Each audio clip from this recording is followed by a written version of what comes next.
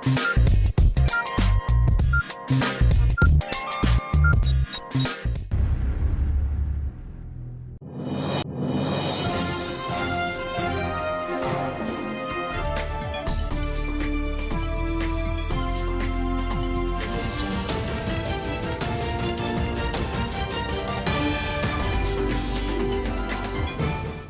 मी अगस्त्य पुन्हा एकदा तुम्हा सर्वांचं एडियन बातमीपत्रात मनपूर्वक स्वागत करतोय। आज दिवसभरात घडलेल्या संपूर्ण घटनांचा आढावा आपल्याला घ्यायचाच आहे, परंतु त्या अगोदर नजर टाकूया आज दिवसभरात घडलेल्या काही महत्त्वाच्या आणि ठळक घडामोडींवरती। छत्रपती संभाजीनगरला मराठी भाषा विकास केंद्र सुरू करणार, उद्योगमंत्री उदय सामंत यांची घोषणा। तर विकसित भारत 2047च्या दिशेने छत्रपती संभाजीनगरची भक्कम वाटचाल, सिटी ट्रान्सफॉर्मेशन युनिटच्या माध्यमातून शहर विकासाला मिळणार नवीन दिशा, मित्रसंस्थेंसोबत होणार सामंजस्य करार। आता बघूया सविस्तर बातम्या। मराठी भाषेच्या विकासासाठी शासन पुढाकार घेत असून छत्रपती संभाजीनगर येथे हिंदुहृदय सम्राट वंदनीय बाळासाहेब ठाकरे यांच्या नावाने मराठी भाषा विकास केंद्र 10 कोटी रुपये खर्चून सुरू करत आहे, अशी घोषणा राज्याचे उद्योग मराठी भाषा मंत्री उदय सामंत यांनी आज येथे केली आहे। जिल्हाधिकारी कार्यालयात आज मराठी भाषा विभागाच्या वतीने आढावा बैठक व साहित्यिक समवेत संवाद या कार्यक्रमाचं आयोजन करण्यात आलं होतं।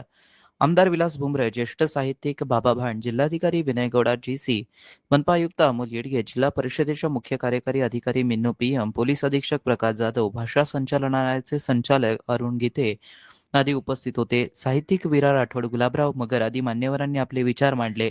मान्यवर व्यक्तींचे विचार ऐकल्यानंतर सामंत म्हणालेत की मराठी भाषेचा संस्कार हा घरातूनच व्हायला हवा। आपण लहान मुलांना मम्मी पप्पा ऐवजी आई बाबा म्हणायला शिकवायला हवं। शासनाच्या पातळीवरती आता प्रत्येक जिल्ह्यात मराठी भाषा कार्यालय सुरू करण्यात येणार आहे। जिल्हाधिकारी कार्यालय हे कार्यालय असेल, एक स्वतंत्र मराठी भाषा अधिकारी असेल। हिंदुहृदय सम्राट वंदनीय बाळासाहेब ठाकरे यांच्या नावाने छत्रपती संभाजीनगर येथे मराठी भाषा विकास केंद्र सुरू करण्यात येईल। त्यासाठी 10 कोटी रुपये खर्चण्यात येतील। त्यासोबतच पुस्तकांचं गाव, कवितांचं गाव असे उपक्रम साहित्यिकांच्या गावी राबवून त्यांच्या स्मृती जागवण्यात येतील। युवा साहित्य संमेलन, महिला साहित्य संमेलन, बाल साहित्य संमेलन अशा संमेलन उपक्रमांना चालना देण्यात येईल, असंही त्यांनी सांगितलं आहे। सूत्रसंचालन बेहाडे यांनी केलं। उद्योगमंत्री उदय सामंत हे छत्रपती संभाजीनगर शहरात आले असता त्यांनी माध्यमांशी बोलताना छत्रपती संभाजीनगर जिल्ह्यासाठी केलेल्या काही घोषणांबाबत सविस्तर माहिती दिली आहे। छत्रपती संभाजीनगरच्या आजच्या दौऱ्यामध्ये ऑरिक सिटीचा आढावा राज्याचा उद्योगमंत्री म्हणून मी घेतला, MIDCचा देखील आढावा घेतला आणि 2-3 महत्त्वाचे निर्णय छत्रपती संभाजीनगरसाठी आम्ही आज जाहीर केले। त्याच्यामध्ये ऑरिक सिटीमध्ये 9 एकर जमीन ही क्रीडा संकुलासाठी आरक्षित करण्यात आलेली होती आणि क्रीडा संकुलाची आरक्षित जमीन ही वस्तीपासून लांब होती। त्यामुळे तिथल्या इंडस्ट्रीच्या लोकांनी, स्थानिक लोकप्रतिनिधींनी, विशेषतः जे विलास बापू असतील, खासदार संदीपान भुमरे साहेब असतील, यांनी मागणी केली की ती मानवी वस्तीच्या जवळ असली पाहिजे, कारण मुलांना तिथे खेळायला जाणं, तिथे चांगल्या पद्धतीचं स्पोर्ट्स ट्रेनिंग सेंटर उभं करणं, यासाठी जागेचा बदलण्याचा आम्ही निर्णय घेतला। 9 एकरच्या ऐवजी 15 एकरमध्ये आता DMICच्या मार्फत हे क्रीडा संकुल उभारण्याचा आम्ही निर्णय घेतला आहे। त्याच्यासाठी कन्सल्टंट नेमण्याचा देखील निर्णय झाला आहे आणि पुढच्या 2 वर्षामध्ये हे छत्रपती संभाजीनगरसाठी औद्योगिक विकास क्षेत्रामध्ये फार मोठं क्रीडा संकुल त्या ठिकाणी निर्माण होईल।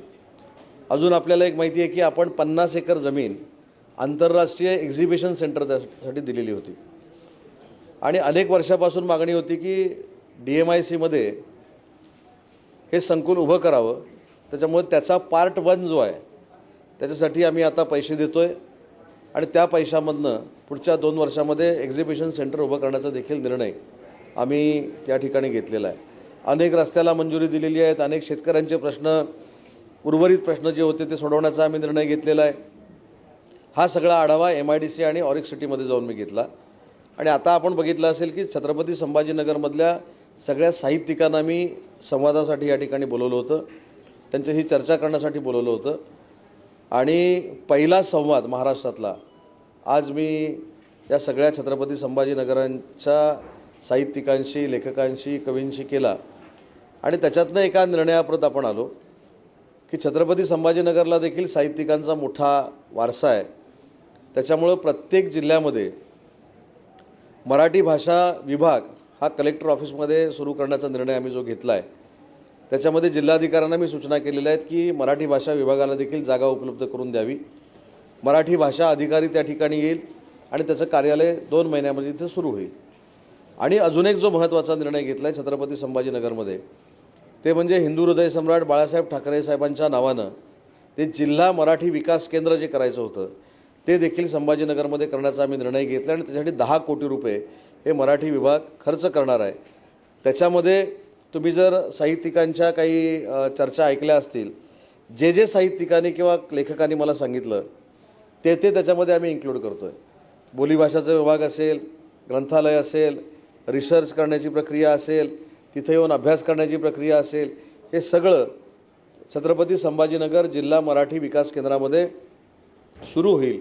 तर ते 10 कोटी रुपये मंजूर करण्याचा देखील निर्णय आज या बैठकीमध्ये मी घेतलेला आहे. दोन्ही बैठका अतिशय खेळीमेळीच्या वातावरणामध्ये झाल्या. अनेक सूचना मला मराठी भाषेसाठी देखील आलेल्या आहेत. मराठी भाषेच्या अंतर्गत बोली भाषांचा शब्दकोश तयार करावा ते देखील करण्याचा आम्ही निर्णय घेतो आहे. त्याच्यामुळे अनेक गोष्टींवर अतिशय सकारात्मक चर्चा झाली आणि त्याच्यातनं छत्रपती संभाजीनगरला मराठी भाषा अंतर्गत देखील आणि उद्योग विभागाअंतर्गत देखील निधी देण्याचा निर्णय उद्योग मंत्री म्हणून आणि मराठी भाषा मंत्री म्हणून मी घेतलेला आहे. विद्यार्थ्यांच्या आंदोलनाबाबत सरकार सकारात्मक असल्याचं भाकीत शिवसेना शिंदे गटाचे प्रवक्ते मंत्री संजय शिरसाट यांनी केलं असून त्यांनी आणखीन काही विषयांवरती माध्यमांशी बोलताना अधिक माहिती दिली आहे. दिल्लीत चाललेल्या आंदोलनाचा परिणाम देशभर अनेक ठिकाणी आपल्याला आंदोलन पाहायला मिळतं. राजसाहेब आणि उद्धव साहेब सुद्धा मुंबईला मोर्चा काढतायत. लोकशाही आहे, लोकशाहीमध्ये त्यांनी काय करावं न करावं हा त्यांचा अधिकार आहे. परंतु सरकार सुद्धा सकारात्मक आहे हे लक्षातही घेतलं पाहिजे. कालच्या ज्या झालेल्या घडामोडी आहेत त्या घडामोडीमध्ये विद्यार्थ्यांवरील गुन्हे मागे घेणे, त्यांना सहकार्य करणे, चर्चेसाठी निमंत्रण देणे, या सगळ्या आता एक एक स्टेप मला वाटतं सरकारने सुद्धा या आंदोलनाला गांभीर्याने घेतलेलंच आहे. म्हणून ह्या 1-2 दिवसामध्ये मोठ्या काही घडामोडी या आंदोलनाबाबत होतील असं आता तरी सध्या दिसतंय. एक सगळं सरकार करत आहे पण विद्यार्थ्यांची एक मूळ मागणी आहे धर्मेंद्र प्रधान यांचा राजीनामा घ्यावा आणि त्यावर सरकार सकारात्मक नाही असं त्यांचा. धर्मेंद्र प्रधानचा राजीनामा घ्यावा की न घ्यावा हा पंतप्रधानांचा सर्वस्वी अधिकार आहे. परंतु आमच्या मते त्यांनी निर्णय का घेतला का घेत नाही यावर चर्चा करणं उचित नाहीये. म्हणून आता या 1-2 दिवसामध्ये मला वाटतं एक मोठा निर्णय कदाचित केंद्र शासनाकडून घेतला जाईल. छत्रपती संभाजीनगर महानगरपालिकेच्या वतीने महानगरपालिका प्रशासकीय इमारत टप्पा क्रमांक 3 येथे असलेल्या आधार सेवा केंद्राचं नूतनीकरण करण्यात आलं असून या नूतनीकरण आधार सेवा केंद्राचं लोकार्पण महापौर समीर राजूरकर यांच्या हस्ते करण्यात आलं. यावेळी आयुक्त अमोल येडगे यांची प्रमुख उपस्थिती होती. छत्रपती संभाजीनगर महापालिकेच्या वतीने महापालिका प्रशासकीय इमारत टप्पा क्रमांक 3 येथे आधार सेवा केंद्र सुरू करण्यात आली आहे. या केंद्राचं नूतनीकरण करण्यात आलं असून या नूतनीकरण आधार सेवा केंद्राचं लोकार्पण आज करण्यात आलंय. महापौर समीर राजूरकर यांच्या हस्ते या केंद्राचं लोकार्पण करण्यात आलं. यावेळी उपमहापौर राजेंद्र जंजाळ, विरोधी पक्षनेते समीर साजिद, आयुक्त अमोल येडगे, शहर अभियंता संजय कोंबडे, उपायुक्त अंकुश पांढरे, विकास नवाळे, वैद्यकीय आरोग्य अधिकारी डॉक्टर उज्ज्वला भामरे, उद्यान अधीक्षक डॉक्टर विजय पाटील, उपसंचालक नगर रचना मनोज गर्जे आदींची उपस्थिती होती. यावेळी सर्व मान्यवरांनी आधार सेवा केंद्राची पाहणी केली व सविस्तर माहिती दिली. दिनांक 22 जुलै 2026 रोजी आधार केंद्र नूतनीकरण महापालिका इमारत क्रमांक 3 टाउन हॉल आधार नूतनीकरण कार्यक्रम झाला आहे. तसेच आधार केंद्र नागरिकांच्या सेवेत नियमित सुरू राहणार असल्याची माहिती संचालक विशाल मनोरे, अभिजित मनोरे यांनी एडीएन सोबत बोलताना दिली आहे. शहरवासियांना एक सुवर्ण संधी. तुम्ही एखादा व्यवसाय करताय का? मग एडीएन वरती जाहिरात करा आणि मिळवा व्यवसायात मोठा फायदा. तर वाट कसली बघत आहात? आत्ताच खाली दिसत असलेल्या नंबरवरती संपर्क करा. आपल्याला अजूनही काही बातम्यांचा आढावा घ्यायचा आहे, परंतु इथे वेळ झाली आहे एका छोट्याशा ब्रेकची. कुठे जाऊ नका, पाहत रहा एडीएन न्यूज.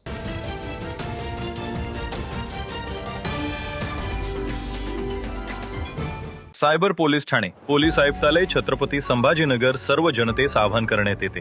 आजच्या डिजिटल युगात इंटरनेट आपल्या आयुष्याचा अविभाज्य भाग बनलाय. पण जितकं इंटरनेट उपयुक्त आहे तितकंच ते धोकादायकही ठरू शकतं. म्हणूनच सायबर जागरूकता अत्यंत महत्वाची आहे. कोणत्याही अनोळखी व्यक्तीला आपला OTP, ATM पिन, CVV किंवा बँक खात्याची माहिती कधीही सांगू नका. लक्षात ठेवा, कोणतीही बँक किंवा सरकारी संस्था फोन करून अशी माहिती कधीच मागत नाही. अनोळखी लिंकवर क्लिक करू नका आणि संशयास्पद ऍप्स डाउनलोड करू नका. अशा लिंकमुळे तुमचा मोबाईल हॅक होऊ शकतो किंवा तुमची वैयक्तिक माहिती चोरीला जाऊ शकते. प्रत्येक ऑनलाईन खात्यासाठी मजबूत आणि वेगळा पासवर्ड वापरा. शक्य असल्यास 2 फॅक्टर ऑथेंटिकेशन म्हणजेच 2FA सुरू ठेवा.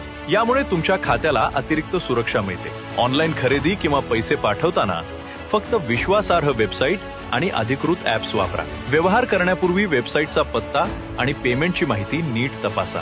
जर तुमच्यासोबत ऑनलाईन फसवणूक झाली असेल तर वेळ न दवडता राष्ट्रीय सायबर हेल्पलाईन 1930 वर तक्रार करा किंवा अधिकृत सायबर क्राईम पोर्टलवर तक्रार नोंदवा. लक्षात ठेवा, सायबर गुन्हेगार एका चुकीची वाट पाहत असतात, पण तुमची एक छोटी काळजी तुम्हाला मोठ्या आर्थिक आणि वैयक्तिक नुकसानीपासून वाचवू शकते. सुरक्षित रहा, सतर्क रहा आणि सायबर जागरूक नागरिक बना. धन्यवाद. एक फेक सरकारी डॉक्यूमेंट बनाना बहुत मुश्किल है. बिल्कुल नहीं. सबसे पहले ऑफिसर का नाम, डिपार्टमेंट का नाम, उसका नकली बट असली दिखने वाला सिग्नेचर और एक डरावना सा इल्जाम. Child pornography, income tax, GST की चोरी. और फिर उसके बाद लिखो नोटिस और सेंड. सब फंसेंगे और हमें मिलेंगे पैसे. गलत. ये साइबर अपराधी हमें डराना चाहते हैं. क्या आप जानते हैं कि सरकारी ईमेल आईडीज हमेशा gov.in से एंड होते हैं. ऐसे नोटिस मिले तो सरकारी वेबसाइट से नंबर लेकर कॉल कर सकते हैं टू चेक कि नोटिस असली है कि नहीं.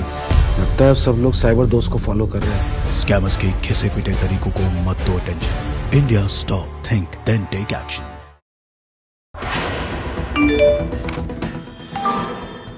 शाम तक आपकी बिजली कट जाएगी. क्यों? आपके पार्सल में इल्लीगल सामान मिला है. कैसे?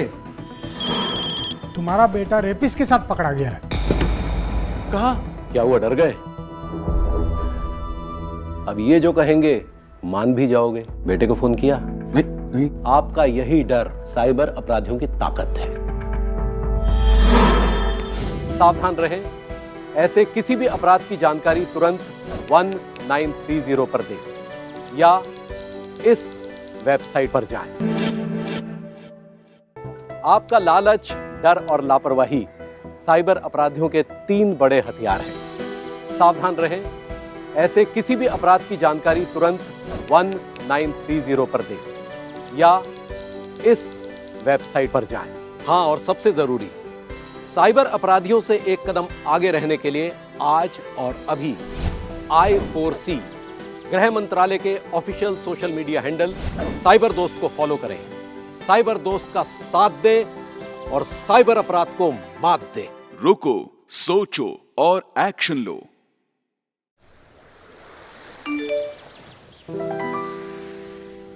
Ma'am, your pre approved loan.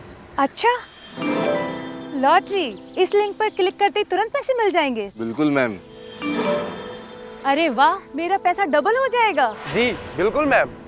जागिए मैडम, ये लुभावने और लालच भरे ऑफर्स ही हमारी कमजोरी है और इन साइबर अपराधियों की ताकत. आपका लालच, डर और लापरवाही साइबर अपराधियों के 3 बड़े हथियार हैं. सावधान रहें.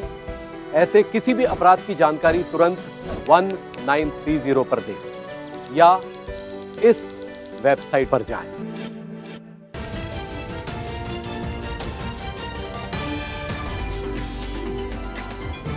ब्रेकनंतर पुन्हा एकदा स्वागत. आपण बघत आहात एडियन बातमीपत्र. विकसित भारत 2047 आणि विकसित महाराष्ट्र या संकल्पनेशी सुसंगत राहून छत्रपती संभाजीनगरचा सर्वांगीण, शाश्वत आणि दूरदृष्टीपूर्ण विकास साधण्यासाठी महानगरपालिकेने महत्त्वपूर्ण पाऊल उचललं आहे.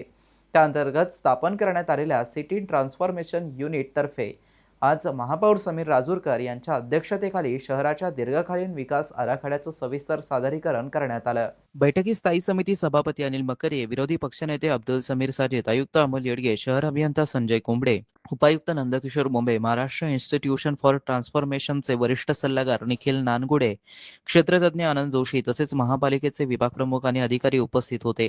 शहराच्या सर्वांगीण विकासाचा आराखडा सादर सिटी ट्रान्सफॉर्मेशन युनिटचे शहराच्या भविष्यातील विकासासाठी विविध महत्त्वाच्या क्षेत्रांवर सादरीकरण केला. यामध्ये औद्योगिक विकास, पर्यटन व वारसा संवर्धन, शहराला शिक्षणाचं राष्ट्रीय केंद्र बनवणं, तंत्रज्ञानाभिमुख शहर विकास, ऊर्जा वितरण व्यवस्था बळकट करणं, तलाव व जलस्रोतांचं पुनरुज्जीवन, वाहतूक आणि सार्वजनिक परिवहन व्यवस्था, महापालिकेची आर्थिक सक्षमता वाढवणं, रस्त्यांचं आधुनिकीकरण, रस्ते तसेच पदाचारी सुरक्षा या विषयांचा समावेश होता.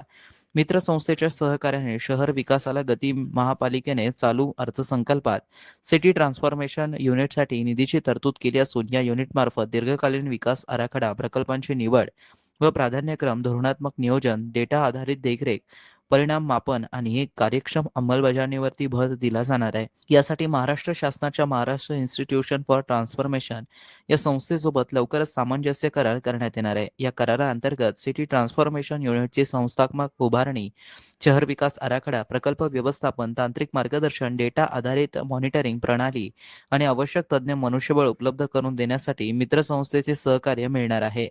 महापौर समीर राजूरकर म्हणाले की छत्रपती संभाजीनगर हे मराठवाड्याचं प्रवेशद्वार आणि विकासाचं प्रमुख केंद्र आहे. जागतिक वारसा, औद्योगिक क्षमता, शैक्षणिक संस्था आणि पर्यटनासाठी समृद्ध परंपरा यामुळे हे शहर देशातील अग्रगण्य शहरांमध्ये स्थान मिळवू शकतं. सिटी ट्रान्सफॉर्मेशन युनिट आणि मित्र संस्थेच्या सहकार्यामुळे 2047 पर्यंत विकसित, आधुनिक आणि नागरिक केंद्रित शहर घडवण्याचं स्वप्न निश्चितपणे साकार होईल. स्थायी समिती सभापती अनिल मकरिया म्हणाले की विकास म्हणजे केवळ पायाभूत सुविधा उभारणं नव्हे, तर भविष्यातील गरजा लक्षात घेऊन शहराची मजबूत पायाभरणी करणं होय. सिटी ट्रान्सफॉर्मेशन युनिटमुळे विकास कामांना निश्चित दिशा, पारदर्शकता आणि गती मिळेल. लोकप्रतिनिधींनी आणि प्रशासनाच्या समन्वयातून छत्रपती संभाजीनगर विकासाचा आदर्श मॉडेल ठरेल. आयुक्त अमोल येडगे म्हणालेत की शहर विकासासाठी दूरदृष्टी, तंत्रज्ञानाचा प्रभावी वापर आणि डेटा आधारित निर्णय प्रक्रिया ही काळाची गरज आहे. सिटी ट्रान्सफॉर्मेशन युनिट हे भविष्यातील शहर नियोजनाचं थिंक टँक म्हणून कार्य करेल. मित्र संस्थेच्या तांत्रिक सहकार्यामुळे शहरासाठी जागतिक दर्जाचा विकास आराखडा तयार करून त्याची प्रभावी अंमलबजावणी करण्यात येईल. छत्रपती संभाजीनगरची बलस्थाने, जागतिक वारसा लाभलेल्या अजिंठा, वेरूळ लेण्या, दौलताबाद किल्ला, बिबिका मकबरा, विकसित होत असलेले औद्योगिक क्षेत्र, उत्कृष्ट शैक्षणिक संस्था, वाढती गुंतवणूक क्षमता आणि भौगोलिकदृष्ट्या महत्त्वाचं स्थान यामुळे छत्रपती संभाजीनगर हे महाराष्ट्रातील सर्वाधिक विकासक्षम शहरांपैकी एक आहे. या सर्व क्षमतांचा प्रभावी वापर करून शहराला उद्योग, पर्यटन, शिक्षण आणि तंत्रज्ञान क्षेत्रात राष्ट्रीय स्तरावरती अग्रस्थानी नेण्याचा महापालिकेचा निर्धार असल्याचं बैठकीत अधोरेखित करण्यात आलं. महानगरपालिकेच्या सर्वसाधारण सभेत 14 जुलै रोजी गुंठेवारी नियमितीकरणासाठी बेटरमेंट शुल्कामध्ये 50% सवलत देण्याचा ठराव मंजूर करण्यात आला. त्यानंतर 16 जुलैपासून गुंठेवारी विभागात सवलतीचा लाभ घेण्यासाठी नागरिकांची गर्दी वाढली आहे. मात्र ठरावाला 10 दिवस उलटूनही विभागात आर्किटेक्ट आणि झोननिहाय कर्मचाऱ्यांची नियुक्ती न झाल्याने नियमितीकरणाच्या प्रक्रियेला अपेक्षित गती मिळालेली नाहीये. गुंठेवारी नियमितीकरणासाठी बेटरमेंट शुल्कात 50% सवलत देण्याचा ठराव 14 जुलै रोजी सर्वसाधारण सभेत घेण्यात आला. मात्र या सभेचा ठराव 22 जुलै रोजी गुंठेवारी विभागाला प्राप्त झाला. दरम्यान सवलतीच्या अंमलबजावणीची प्रक्रिया सुरू झाली असली तरी अद्याप आर्किटेक्चर व झोननिहाय कर्मचाऱ्यांची नियुक्ती करण्यात आली नाहीये. त्यामुळे विभागात येणारी प्रत्येक फाईल स्वीकारण्यापूर्वी वरिष्ठ अधिकाऱ्यांकडे विचारणा करूनच ती दाखल करून घ्यावी लागत असल्याची माहिती सूत्रांनी दिली. त्यामुळे अर्ज दाखल करण्यासाठी आलेल्या नागरिकांना तासनतास प्रतीक्षा करावी लागत असून अनेकांना वारंवार हेलपाटे मारावे लागत आहेत. महापालिकेने 15 जुलै ते 15 सप्टेंबर दरम्यान बेटरमेंट शुल्कात 50% तर 16 सप्टेंबर ते 31 ऑक्टोबर पर्यंत 25% सवलत जाहीर केली आहे. त्यामुळे मोठ्या प्रमाणात प्रस्ताव दाखल होण्याची शक्यता आहे. मात्र विकास आराखड्यातील ईपी नकाशे अद्याप प्रसिद्ध न झाल्याने नाविकसित क्षेत्रातील अनेक मालमत्ता धारकांनाही प्रस्ताव दाखल करता येत नसल्याने त्यांनाही प्रतीक्षाच करावी लागत आहे. एकीकडे सवलतीची घोषणा करून नागरिकांना दिलासा देण्यात असला तरी दुसरीकडे आवश्यक मनुष्यबळ, आर्किटेक्चरची नियुक्ती आणि झोननिहाय यंत्रणा अद्याप कार्यान्वित नसल्याने गुंठेवारी विभागातील कामकाज संथ गतीने सुरू आहे. गुंठेवारी विभागात नागरिक चालनासाठी मागणी करत असून ते सुद्धा देता येत नसल्याने त्यांच्या पदरी निराशा पडत असून त्यामुळे प्रशासनाने तातडीने आवश्यक नियुक्त्या करून सवलत योजनेची प्रभावी अंमलबजावणी करावी अशी मागणी नागरिकांकडून होत आहे. ईपी नकाशांअभावी रखडणार आहे हजारो घरांचे प्रस्ताव. विकास आराखड्यातील ईपी नकाशे अद्याप प्रसिद्ध न झाल्याने नाविकसित क्षेत्रातील सुमारे 30 ते 40 हजार घरांच्या नियमितीकरणाचा मार्ग अद्याप मोकळा झालेला नाहीये. त्यामुळे 50% सवलत जाहीर होऊनही अनेक मालमत्ताधारकांना प्रस्ताव दाखल करता येत नसल्याने ते प्रतीक्षेत आहेत. खुलताबाद सोलापूर धुळे महामार्गावरील वेरूळ परिसरातील पेट्रोल पंपाजवळ आज गुरुवारी सकाळी 10 वाजेच्या सुमारास एक थरारक घटना घडली. चालू स्थितीत असलेल्या एका काळ्या रंगाच्या स्कॉर्पिओ गाडीला अचानक भीषण आग लागल्याने महामार्गावरती एकच धांदल उडाली. मिळालेल्या माहितीनुसार ही स्कॉर्पिओ गाडी धुळे महामार्गाने जात असताना वेरूळ येथील पेट्रोल पंपाच्या थोडे पुढे पोहोचताच गाडीतून अचानक धूर निघू लागला. परिस्थितीचं गांभीर्य ओळखून चालक धनराज मनसिंग बिघोत पाचापीरवाडी यांची स्कॉर्पिओ गाडीने पेट घेतात चालक धनराज मनसिंग बिघोत यांनी गाडी रोडच्या बाजूला उभी करून पळ काढला. प्रसंगावधान राखत गाडी तात्काळ रस्त्याच्या कडेला उभी केली. काही क्षणातच आगीने रौद्र रूप धारण केलं आणि संपूर्ण गाडी आगीच्या ज्वाळांनी वेढली गेली. रस्त्यावरून जाणाऱ्या वाहनधारकांमध्ये आणि स्थानिकांमध्ये या घटनेमुळे मोठी घबराट पसरली व घटनास्थळी नागरिकांची गर्दी झाली होती. घटनेची माहिती मिळताच स्थानिक पोलीस ठाण्याचे बीट जमादार राकेश आव्हाड व महामार्ग पोलीस यांनी तत्परतेने घटनास्थळी धाव घेतली. त्यांनी तातडीने वाहतूक सुरक्षित करत अग्निशमन दलाला पाचारण केलं. अग्निशमन दलाच्या वाहनाने घटनास्थळी पोहोचून शर्थीचे प्रयत्न करत पेटलेल्या स्कॉर्पिओवरील आगीवरील नियंत्रण मिळवलं. चालकाच्या सतर्कतेमुळे आणि बीट जमादार राकेश आव्हाड यांच्या तत्परतेमुळे कोणतीही जीवितहानी झाली नाही. मात्र आगीत स्कॉर्पिओ गाडीचं मोठं नुकसान झालं आहे. आगीचं नेमकं कारण अद्याप स्पष्ट झालं नसून शॉर्ट सर्किटमुळे आग लागली असावी असा प्राथमिक अंदाज वर्तवण्यात येत आहे. एडीएनसाठी तालुका प्रतिनिधी हुसेन पटेल, खुलताबाद. छत्रपती संभाजीनगरातील प्रसिद्ध जलेबी इमारती उत्पादक उत्तम उपहारगृह येथे अन्न व औषध प्रशासनाने धडक कारवाई करत छत्रपती संभाजीनगरमधील अनियमितीकरणाचा पर्दाफाश केलाय. Safe food and safe Maharashtra या मोहिमेअंतर्गत करण्यात आलेल्या या तपासणीमध्ये ग्राहकांच्या आरोग्याशी थेट खेळ करणारे अनेक धक्कादायक प्रकार उघडकीस आले आहे. या प्रकरणात उत्तम मिठाईचा परवाना तात्काळ निलंबित करण्यात आला असून दुकान बंद करण्याचे आदेश देण्यात आले आहेत. अन्न व औषध प्रशासनाच्या तपासणीत सर्वात गंभीर बाब म्हणजे वारंवार वापरलेले तेल आणि वनस्पती तूप पुन्हा पुन्हा वापरून खाद्यपदार्थ तयार केले जात असल्याचं समोर आलं. टीपीसी मीटरद्वारे तपासणी केली असता तेलाचं रेडिंग 58 तर वनस्पती तुपाचं रेडिंग 36 इतकं आढळलं. हे दोन्ही रिडिंग सुरक्षित मर्यादा 25 पेक्षा खूप जास्त असल्याने संबंधित पदार्थ आरोग्यासाठी धोकादायक असल्याचं स्पष्ट झालं. याशिवाय मिठाई तयार करण्याच्या जागी झुरळांचा मुक्त वावर, भिंतीवर जाळी, जळमटे आणि कळपट तेलाचा थर, उघड्यावर ठेवलेले अन्नपदार्थ, ड्रेनेज लगत आंबवलेले इडलीचे पीठ, कचरा कुंड्यांवर झाकण नसणं, खिडक्यांना जाळी नसणं आणि संपूर्ण उत्पादन विभागात अस्वच्छता आढळून आली. तपासणी दरम्यान जिलेबी आणि इमरतीमध्ये सिंथेटिक फूड कलर आणि टार्टेनाइझाईन वापरला जात असल्याचं दिसून आलं. मात्र हा रंग किती प्रमाणात वापरायचा याची माहिती कोणत्याही कर्मचाऱ्याला नसल्याचं निदर्शनास आलं. तसेच 25 ते 30 कामगारांकडे वैद्यकीय फिटनेस प्रमाणपत्रही नव्हतं. या कारवाईबाबत प्रशासनाच्या वतीने अधिक माहिती देण्यात आली आहे. माननीय अन्न सुरक्षा आयुक्त शीतृपाल मुंडे सर यांच्या निर्देश मार्गदर्शनाखाली जी सेफ फूड सेफ महाराष्ट्र ही मोहीम चालू केलेली आहे. त्या अंतर्गत काल एक नामांकित उत्तम उपहारगृह जे गुलमंडी परिसरात आहे संभाजीनगर विभागामध्ये शहरामध्ये, तर तिथे इमरती आणि जिलेबी उत्पादन चालू होते. त्या ठिकाणी आपण कारवाई घेतलेली. सदर कारवाई घेताना सदर उत्पादकाकडे रेस्टॉरंट कॅटेगरीचा काइंड ऑफ बिझनेसचा परवाना आहे, तर तो त्याला अलाउड नाही आहे. त्याला ते मॅन्युफॅक्चरिंग युनिटचाच परवाना पाहिजे, पहिली गोष्ट. आणि सेकंड थिंग, ते त्याच्यामध्ये जो समोसे भजे वगैरे जे तळण्यासाठी जे तेल वापरतात ते कॉटनचं सीड ऑइल, जे सरकीचं ऑइल वापरतात, ते कंटिन्यू ते रियूज करून ते वापरत होते. ते करायला परमिशन नाही आहे. जर आपण जेव्हा टीपीसी मीटरने त्याचा टोटल पोलर काउंट चेक केला तर तो 25च्या वरती होता, जवळपास तो 58 निघाला त्या अंतर्गत. त्याच्यामुळे त्याचे पण आपण सॅम्पल घेतलेले आहे, लॅबला पाठवलेले आहे. सदर परत जिलेबी तयार करताना जे वनस्पती म्हणजे डालडा ते यूज करतात, त्याचे पण आपण टीपीसी मीटरने चेक केलं असतं, ते पण जवळपास 36 रेडिंग आलेले आहे त्यामध्ये टोटल पोलर काउंटचं. तर ते 25 पेक्षा जास्ती नको. नंतर जिथं आपण तपासणी केली त्या अंतर्गत तिथे आपल्याला झुरळांचा वावर पण आढळला. तर हे झुरळ पण होते, त्याचे पण व्हिडिओ मी तुम्हाला शेअर केलेले आहे त्या बाबतीत. तसेच जे इमरती आणि जिलेबीसाठी जे कलर यूज केले होते. शेवटी पुन्हा एकदा नजर टाकूया आज दिवसभरात घडलेल्या काही महत्त्वाच्या आणि ठळक घडामोडींवरती. छत्रपती संभाजीनगरला मराठी भाषा विकास केंद्र सुरू करणार, उद्योगमंत्री उदय सामंत यांची घोषणा. तर विकसित भारत 2047च्या दिशेने छत्रपती संभाजीनगरची भक्कम वाटचाल, सिटी ट्रान्सफॉर्मेशन युनिटच्या माध्यमातून शहर विकासाला मिळणार नवीन दिशा, मित्रसंस्थेंसोबत होणार सामंजस्य करार. आणि याबरोबरच हे बातमीपत्र इथेच संपलं. पुन्हा भेटूया पुढील बातमीपत्रात. तोपर्यंत पाहत रहा आपल्या हक्काचं बातमीपत्र ADN न्यूज.